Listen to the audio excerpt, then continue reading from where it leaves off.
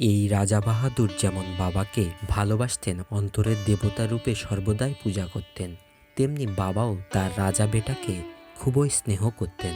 তাই মাঝে মাঝে ভক্তের সঙ্গে লীলা করার ইচ্ছা তার প্রবল হতো। একবার সদল বলে এসেছেন রাজা মহাশয় গুরুদর্শনে। চরণ দর্শন করে ফিরবেন তিনি। কি এক বিশেষ কাজে তার আর আশ্রমে থাকা সম্ভব নয়। কিন্তু বাবার অনুমতি চাইতে খেয়ালি প্রভু বলে বসেন, এখন যাস না, কিছুকাল পরে যা। কথাগুলো এতটা গুরুত্ব দেন না রাজা বাহাদুর। বাবা যে তার বড় আপনার জন, তাই কথার কথা ভেবেই তিনি প্রভুকে প্রণাম নিবেদন করে রওনা হন। কিন্তু কিছু দূর অগ্রসর হয়েই দেখলেন চতুর্দিক কালো মেঘে আচ্ছন্ন হয়ে ঝড় বৃষ্টি আসছে। এমন অবস্থায় এত লোকজন সহ এত দূরের পথে রওনা হওয়া মোটেই বাঞ্ছনীয় নয়। তাই ফিরে আসেন তারা আশ্রমে।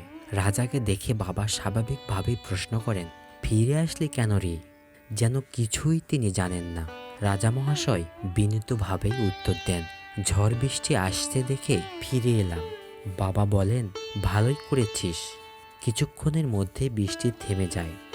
রাজার হাতি আবার সাজানো হয়, আবার সদল বলে রওনা হন তারা।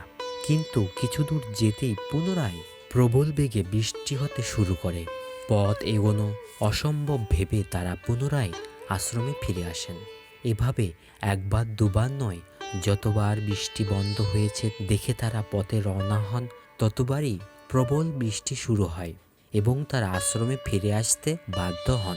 এতক্ষণে রাজা বাহাদুরের ভ্রম দূর হয়। তিনি বুঝতে পারেন যে বাবার আদেশ অমান্য করে তিনি ফেরার চেষ্টা করছেন এবং এই প্রবল বাড়িবর্ষণ কেবল তারই ইচ্ছায় সংগঠিত হচ্ছে। তিনি যে অঘটন ঘটন পটীয়সী মহামায়া, যাকে তিনি শিব জ্ঞানে পূজা করেন, তার ইচ্ছে যে ইচ্ছাময়ের ইচ্ছা। তাই পথে না বেরিয়ে প্রভুর চরণে সর্বতোভাবে নিবেদন করেন নিজেকে। বলেন, আপনি আমায় ক্ষমা করুন। আপনার কৃপায় আমি বুঝলাম যে আপনি অনুমতি না দিলে আমার সাধ্য নেই আশ্রম ছেড়ে আমি কোথাও যাই। এমন অবাধ্য আর আমি কখনো হব না। আপনি প্রসন্ন হন এবং আমায় আশীর্বাদ করেন। অনুমতি দিন আমি ফিরে যাই। সন্তান তার ভুল বুঝতে পেরেছে। প্রসন্ন হন বাবা। বলেন, আমি তো প্রথমেই বলেছিলাম একটু অপেক্ষা করে রওনা হ। তা আমার কথা তো তুই শুনলি না, তাই তো বৃষ্টি ভোগ করতে হলো। যার কোনো চিন্তা নেই, এবার তোরা যেতে পারিস। আশ্রমের বাইরে বেরিয়ে এসে রাজা এবং তার পার্ষদগণ সবিস্ময়ে দেখলেন যে আকাশে কোথাও কোনো মেঘের চিহ্ন নেই। নির্মল আকাশ। কে বলবে একটু আগে সেখানে কি ভয়ঙ্কর ঝড় বৃষ্টি হয়ে গেছে। সবার কাছে বাবার এলীলা যেন দিবা স্বপ্নের মতোই মনে হয়।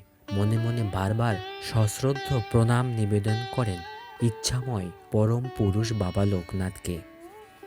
জয় বাবা লোকনাথ।